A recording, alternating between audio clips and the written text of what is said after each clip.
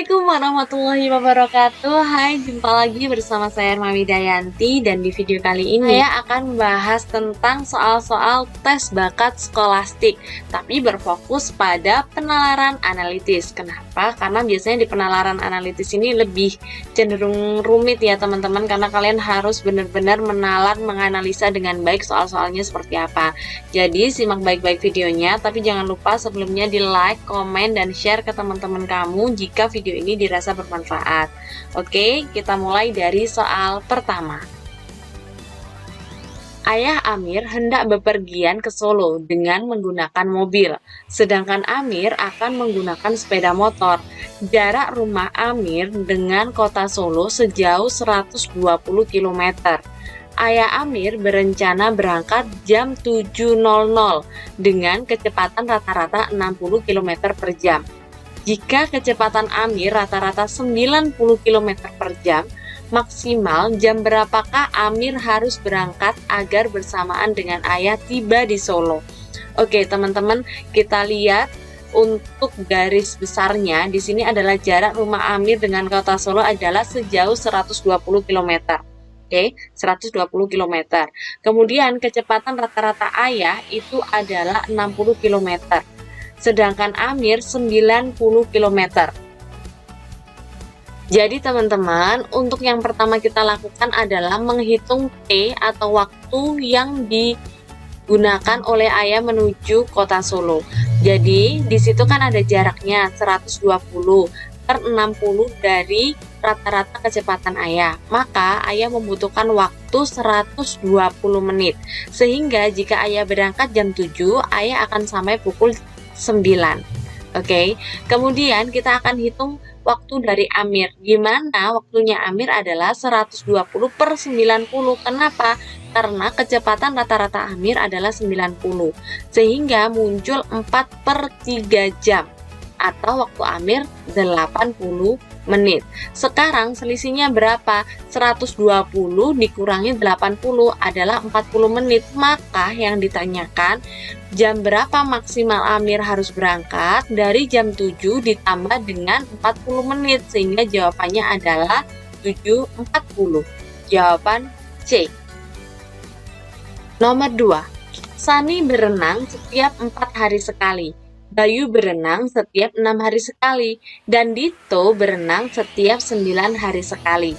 Apabila pada tanggal 10 Juli 2004 mereka berenang bersama, pada tanggal berapakah mereka akan berenang bersama lagi? Oke teman-teman, kalau ada soal seperti ini maka kata kuncinya adalah kalian harus menandai berapa hari sekali dari masing-masing anggota. Jadi ada 4 hari sekali, 6 hari sekali, dan 9 hari sekali. Di sini teman-teman kita bahas ketika ada soal seperti ini maka teman-teman harus mencari KPK. KPK dari mana? Dari ketiga responden ini yaitu 4, 6, dan 9. Maka KPK-nya adalah 36. Sehingga dari tanggal 10 plus 36 hari itu adalah tanggal 15 Agustus. Kenapa? Karena Juli adalah 31 hari. Jelas ya teman-teman, kalau ada soal seperti ini cari KPK-nya dulu, kemudian ditambahkan dengan tanggal awal, maka akan ketemu lagi di tanggal 15 Agustus 2004. Oke, gitu caranya. Oke, sekarang kita lanjut ke soal nomor 3. Pertanyaan nomor 3, ada kelompok siswa mempunyai hobi olahraga renang, badminton, dan juga tenis. Olahraga renang diikuti 15 siswa, badminton 17 siswa, dan tenis 20 siswa.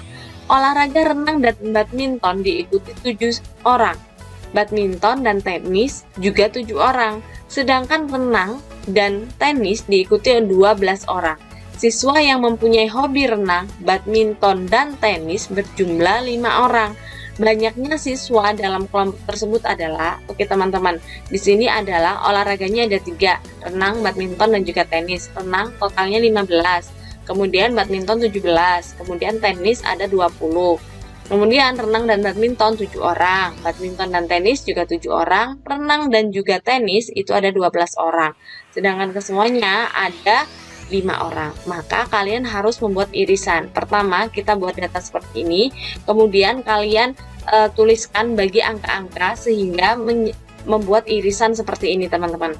Perhatikan, yang merah adalah renang, yang biru itu adalah badminton, kemudian yang hijau itu adalah tenis. Nah, setelah sudah selesai seperti ini, kita cek kembali ada 15 dari siswa untuk renang, kemudian 17 badminton, 20 untuk tenis. Udah bener ya teman-teman ya, bisa dicek kembali.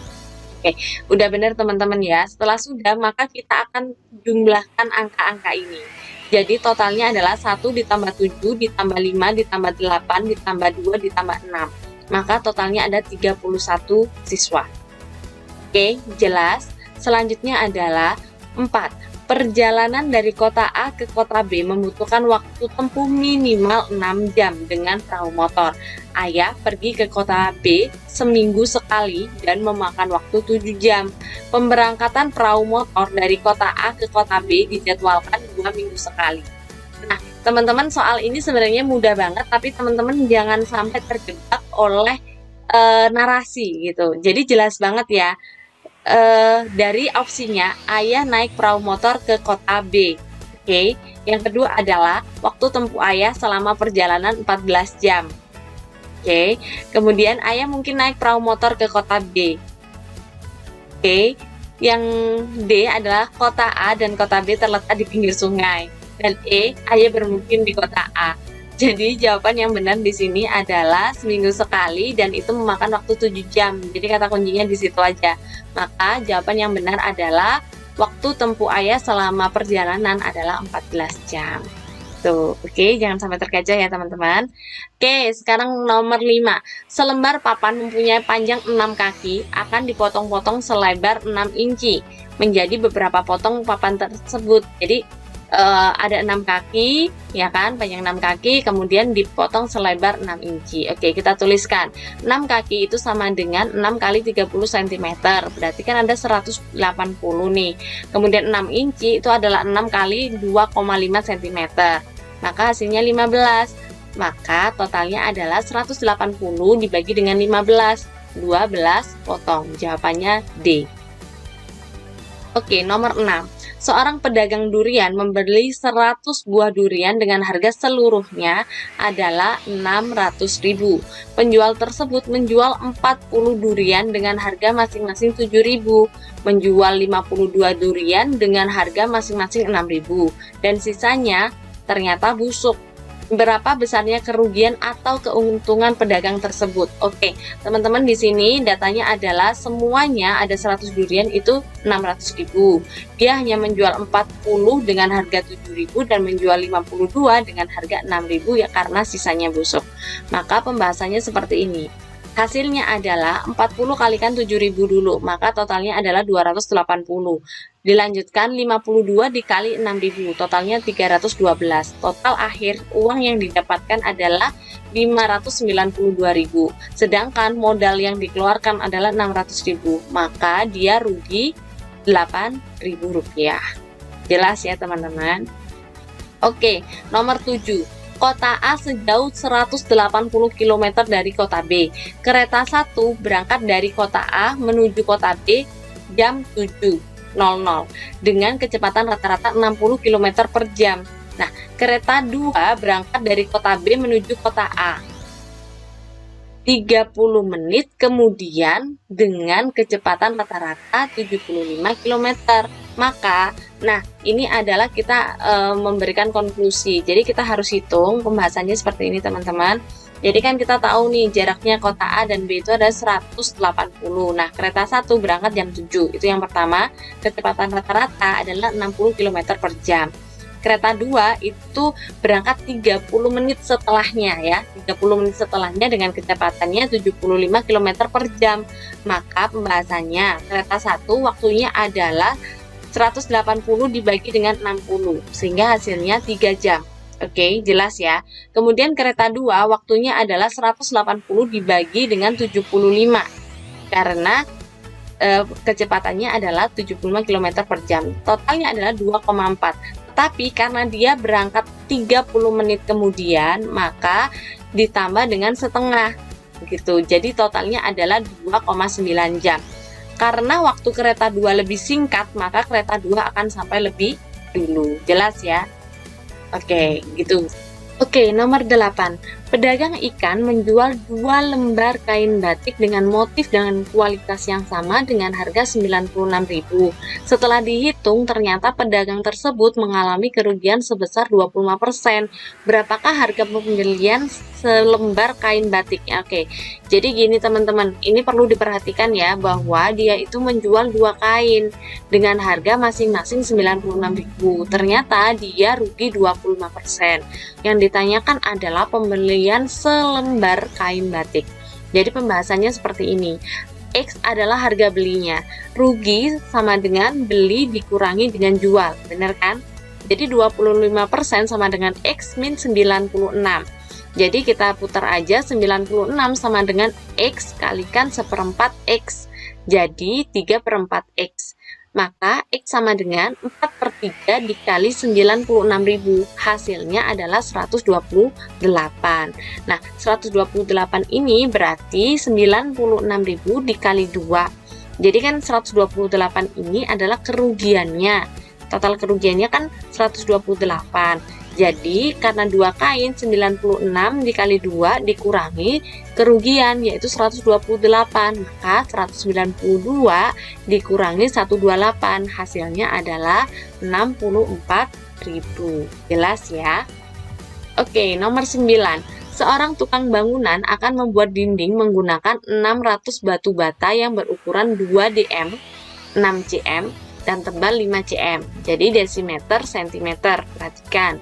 Dengan upah 5.000 per meter persegi.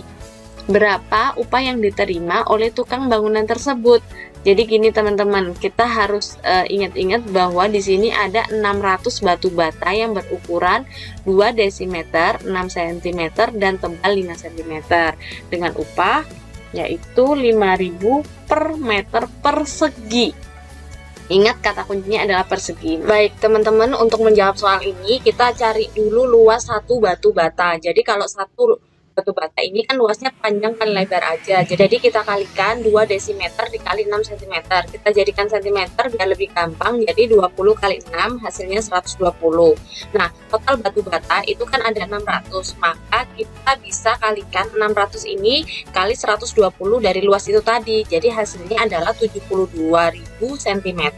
Kita jadikan dalam bentuk meter. Kenapa? Karena upah itu diberikan 5.000 per meter persegi. Jadi kita tinggal kalikan aja nih, biayanya adalah 72 meter dikali dengan 5.000 sehingga hasil yang benar adalah 36.000. Jawaban yang benar adalah B. Nomor 10. Paman memperoleh gaji sebulan sebesar 950.000. Berapakah gaji yang diterima paman setiap bulannya apabila besarnya penghasilan yang tidak kena pajak adalah 360.000 dan besarnya pajak penghasilan atau PPh adalah 10%. Oke, teman-teman perlu digarisbawahi sebulannya dapat 950. Kemudian ada penghasilan tidak kena pajak nih. Yang tidak kena pajak adalah 360 dan PPh-nya adalah 10%. Jadi untuk menjawabnya yang kena pajak itu adalah 950 dikurangi dulu sama 360, hasilnya 590. Nah, pajaknya dihitung dari 590 ini. Jadi 10% dikalikan 590 sama dengan 59.000. Jadinya yang kena pajak berapa? Pajaknya adalah 90.000 dikurangi 59.000. Hasilnya kan 531 nih. Ditambahkan dengan gaji yang tidak kena pajak yaitu 360. Jadi totalnya adalah 360 ditambah dengan 531. Hasil yang didapatkan oleh paman adalah 891. Jelas ya? Oke, itulah tadi pembahasan tentang tes bakat skolastik penalaran analisis gitu ya. Jadi teman-teman, semoga ini bermanfaat buat kalian. Selamat belajar, semoga sukses di tes P3K-nya. Oke, terima kasih sudah menonton. See you next time. Assalamualaikum warahmatullahi wabarakatuh.